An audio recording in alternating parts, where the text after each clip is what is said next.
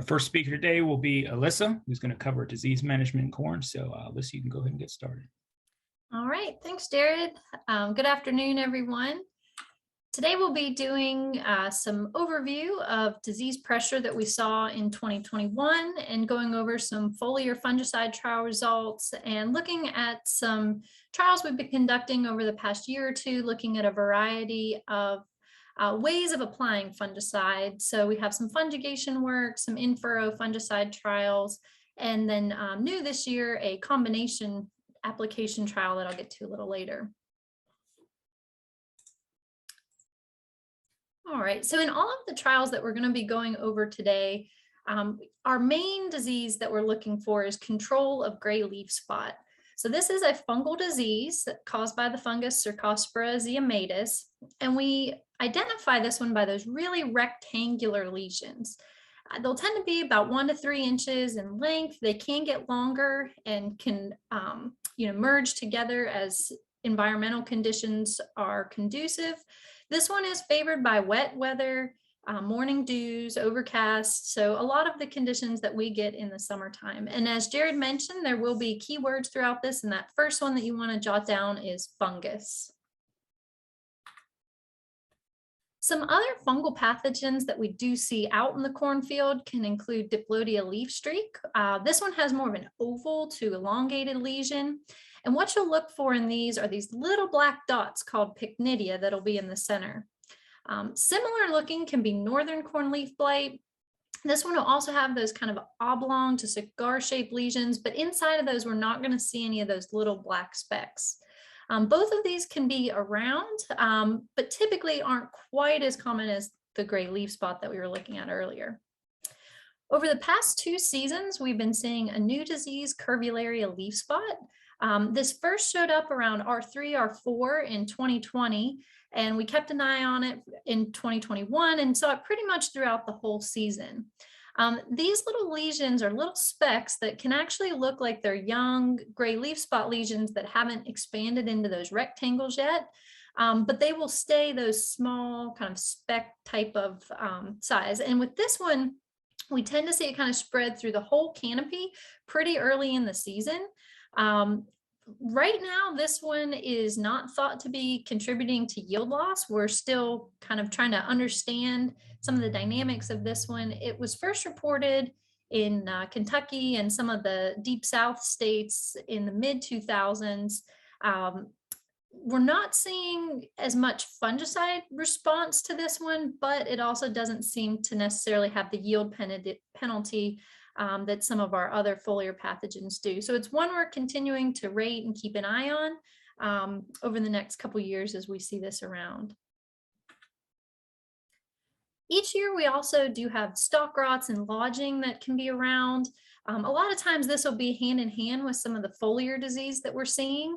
So the more stress that that plant is under, and also when we're in really yield environments where we're trying to push yield, that stress of trying to fill the ear, trying to really make a good ear is going to redistribute some of the nutrients and carbohydrates that are going to be in that stalk, are going to try to move to that ear, and it opens the door where we can have pathogens that get in for crown and stalk rots. And I won't have time today, but we do have some ongoing work looking at some dynamics of early season Pythium infection, some mid-season stressors, and what we see there in stalk rots and lodging. So hopefully at some point this winter, there'll be a few other talks where I'll have a chance to go into this. But what I want to focus on today is looking at fungicide efficacy trials, primarily for those foliar diseases like gray leaf spot. So we did conduct a couple trials this year, and I just have one kind of a summary table of this. So in our standard trials, I'll set these up in small plots where we're on 4 rows, spraying the center 2 rows, and that's where we'll combine, take disease ratings from. The products we've been screening the past few years have included Veltima, Revitec, Preaxor, Delaware Complete, TopGuard EQ, Lucento, some different combination with Miravis Tribapro, and then looking at Tribapro, Miravis Neo on their own. This year, in this particular trial that I'm showing, we kept fairly low disease pressure At this final 42 day after application rating, we only had about 1% gray leaf spot. And what we're looking at there is the amount of the ear leaf that's covered in lesions. This particular hybrid that we were using this year was very tall. And I do see from year to year that, that when you have these taller hybrids and that ear leaf, the taller it is, usually the lower disease that you're going to have, because gray leaf spot will start in the bottom of the canopy, work its way up through the season. You can see over here on the far right, we've got our yields. This was a trial where we did have some variability within the field among our reps. So things didn't come out as significant, but you can see some numerical differences there that ranged quite a bit across the treatments. But as with most years, we see for our gray leaf spot severity that pretty much any of the fungicides that are currently on the market are going to reduce disease compared to that control. And that you can see from the bottom line, second from the bottom of the control. One of the application methods that I'll talk a little bit about today is fungigation. So this is a question we've been looking at for the past 3 seasons. A lot of folks were, beginning to use fungigation, and there wasn't much data there to show, are we actually seeing disease control? So our goals of this work were to see if we could actually quantify differences in foliar disease severity and look at some optimal timings using single site and multi-site fungicides. And in this trial, we were using both a susceptible and a resistant hybrid. So these trials were set up at our Warrington irrigation farm, where we had 90 by 90 plots that were planted at 34,000 seeds per acre. These had 5 reps and 7 treatments that included having no fungicide, applying Miravis Neo at a V8 or V10 timing and R1 at R1 only, or R1 in 14 to 17 days after. And we also looked at those treatments using TILD, a single mode of action DMI. Within each of these plots, we had a susceptible to gray leaf spot hybrid and a hybrid that was moderately resistant. And we've now been looking at this over 3 years. So I've got a few summary slides here today. This particular slide we're looking at is for that susceptible hybrid. So you can see 2019 in blue, 2020 in gray, and 2021 in orange. We had our highest disease in the susceptible hybrid in 2019, and then 2020 and 2021 were fairly similar, topping out a little bit over 10% disease. What we can see is that all of these application timings were reducing disease compared to this control. And in most years, we were seeing that 3-way product, we got a little bit more disease suppression than we did using the single mode of action. So that's what we were seeing with the susceptible. We'll now take a look at a slide where this is the resistant. It's set up the same way, where we've got 2019, 2020, and 2021. The interesting thing for 2021 in our resistant hybrid is that we really saw a jump in disease severity. In 2019 and 2020, using this partially resistant was basically reducing our gray leaf spot to about the equivalent of having a fungicide application. But in 2021, what we saw is that for both the more resistant and the susceptible, that disease severity was a little bit over 10%. So with our resistant, in the years where we had lower disease, we didn't always see a response from a fungicide for gray leaf spot control. You can see that for 2019, the Miravis Neo at all 3 timings were performing the best. In 2020, we had just the Miravis Neo at that V10 and R1 timing where we saw some disease control. But with the increase in disease in 2021, all treatments and timings we're seeing reduction in disease. And you see the orange bar missing with that V8 timing. We had some equipment malfunctions and we're only able to get at the R1 and the R1 post in the 21 season. So within each of these 90 by 90 blocks, we would take ratings from the center, and then come time for harvest, we'd cut out to get to right at the center of these plots, and that's what we would harvest. So taking a look at yields in the susceptible, again, you can see 2019, 20, and 21 designated by the colored bars, and our treatments along the bottom. Yield was the best in 2019, and then we saw kind of a downward trend through 2020 and 2021 with kind of the lowest average yields. This field has now been corn on corn for 7 or 8 years, so that's something that we kind of anticipate. We're driving some of this disease pressure, but it comes with trade-offs sometimes with yield.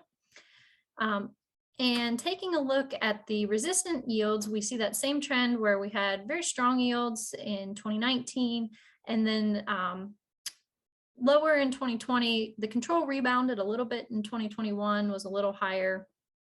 But with all of these treatments, we've seen, we'll get a couple treatments where we may see a yield advantage, but it hasn't been overly consistent. So we're seeing that gray leaf spot control, but the yield is going to kind of bounce around a little bit more depending on the particular season. So summarizing some of this fungigation work so far, all of these fungigation treatments and timings are reducing gray leaf spot. We saw this in both the susceptible and the resistant cultivar in 2021 and have seen the same trends through 2019 and 2020.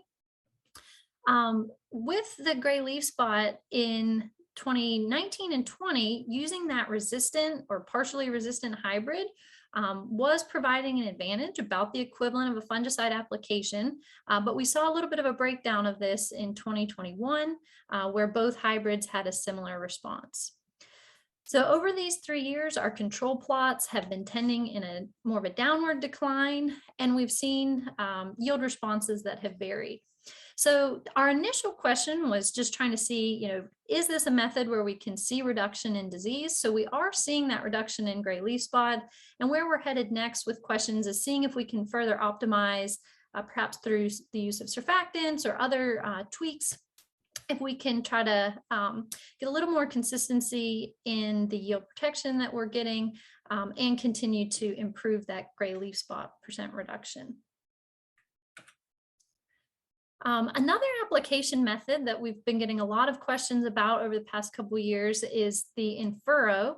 And this has been stemming from the launch of Xyway and another product, Ethos XB. So just to recap, Xyway is a product that's going to be used for your foliar diseases. So that one is labeled for both gray leaf spot and northern corn leaf blight that we see in our region. Whereas with Ethos, that one is really more for suppression of damping off early season type of diseases like our Pythiums, Rhizoctonias, and Fusariums. So I have some trials where we have both products, but just again, remember the Xyway is giving us our foliar activity, whereas the Ethos would be targeting more of those damping off diseases. So we first looked at Xyway and Ethos in 2020, and I just stuck this up here as a recap of what we saw that first year. So we had disease severity that reached about 2.7% in that 28 days after application, and our final disease severity was about 23.5%. We saw really good trends as far as all of the different application combinations were reducing disease. And while yield wasn't significant, we were seeing some trends that looked promising and some good numerical spread that was favoring some of these treatments. In 2021, a big question that came up as this product really hit the market and was used in a wide variety of fields was the role that it may play on emergence. So we took a lot of emergence data this year in all of the trials. And this particular one was our trial that was located in Georgetown, and this was a small plot in furrow trial. And so in this slide, you can see where we took emergence counts on May 20th, May 27th, and June 3rd.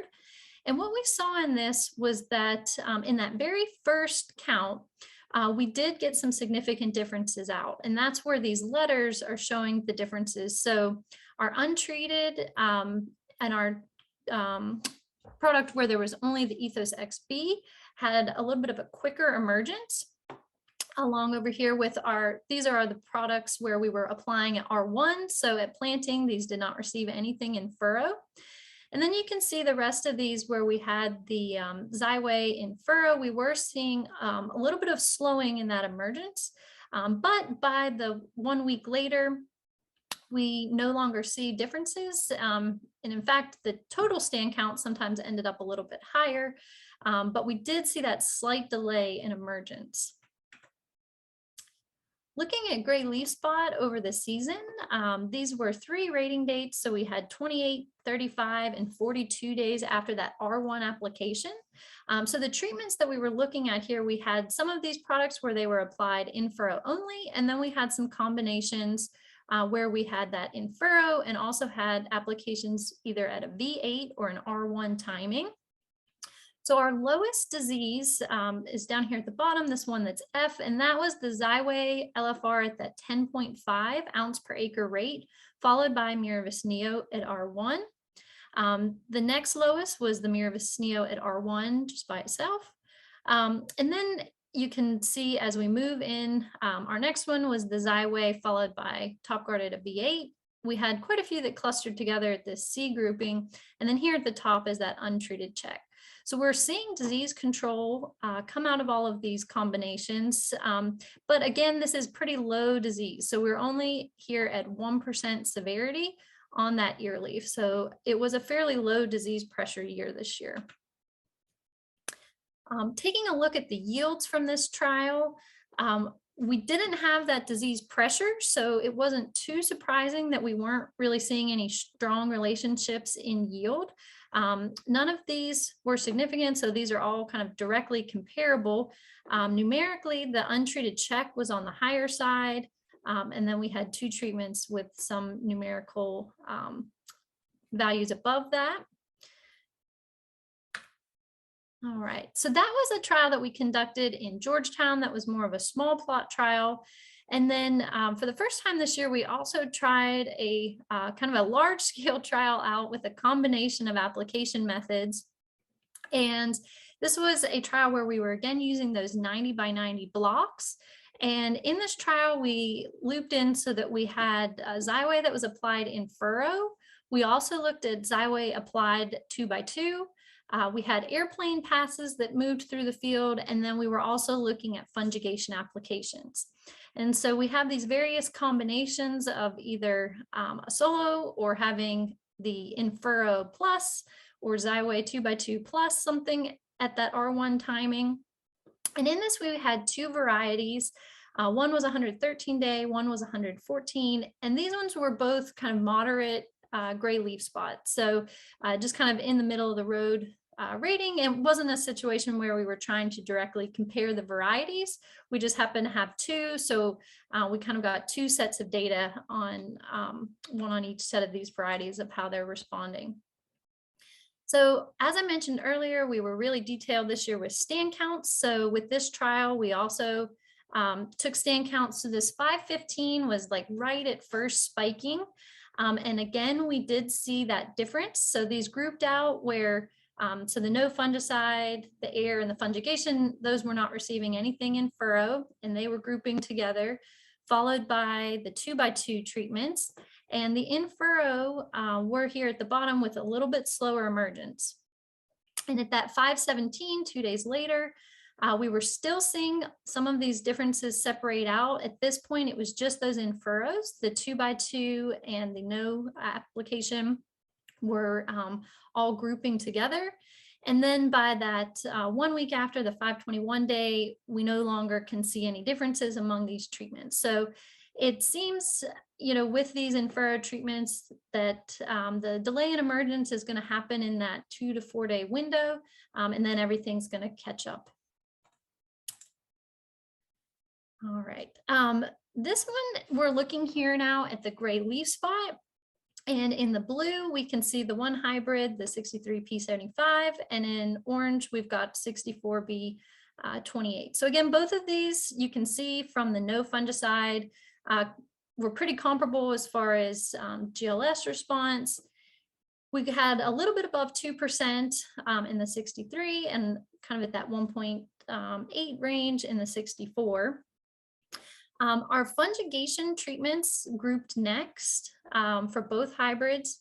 And then we see the 2x2 only, in furrow only, and we were seeing our lowest disease with all of these combinations. So the 2x2 plus fungigation, in furrow plus fungigation, our airplane only down here was doing well. And then we had in furrow plus air and the 2x2 plus airplane as well.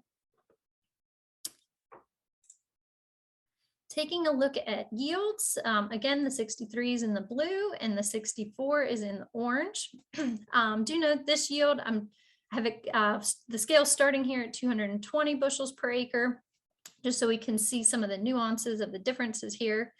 It was interesting, it did seem in this trial and then in another strip trial that I had that I don't have time to show today, that there may be some hybrid variability in the response that we see from the in-furrow.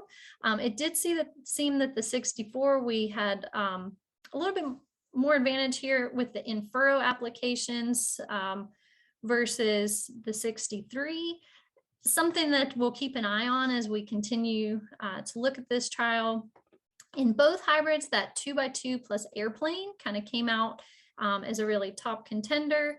And here you can see both the in-furrow and then the in-furrow plus fungigation. That one really did have some jump depending on the variety we were looking at.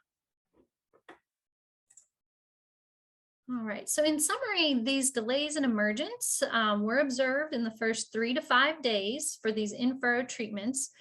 But no impact was seen on that final stand count. And when it came to yields at the end of the season, we weren't necessarily seeing anything that was connected with that slight delay. The in-furrow and 2x2 yield responses do seem to vary by variety. And so this is something that we'll continue to keep an eye on. And it also is important to remember that yield response is going to depend on disease pressure. You know, anytime we're using a fungicide, we're thinking of it as protecting yield. So if there's no disease there, there's, you know, not really anything to protect against. So we're not going to see things that connect if we don't have that disease pressure. In the combined application trial, all of the application methods did reduce gray leaf spot. And then we were seeing the lowest disease and highest yield severity in some of those dual applications.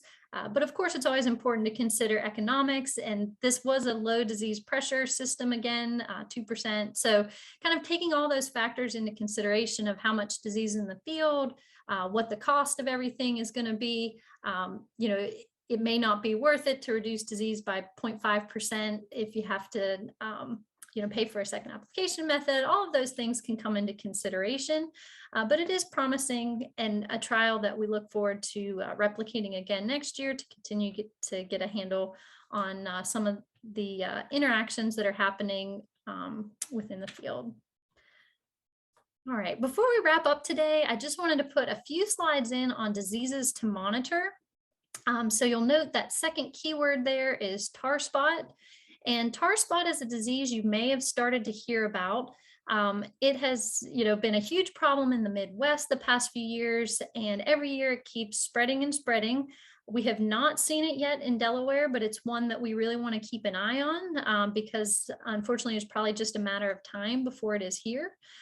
This one does have potential to cause severe yield loss, especially in susceptible hybrids. And the good news, I guess, is by the time it reaches us, at least there will have been some work that's been done in the Midwest, optimizing things a bit more than when it first hit there and we knew absolutely nothing.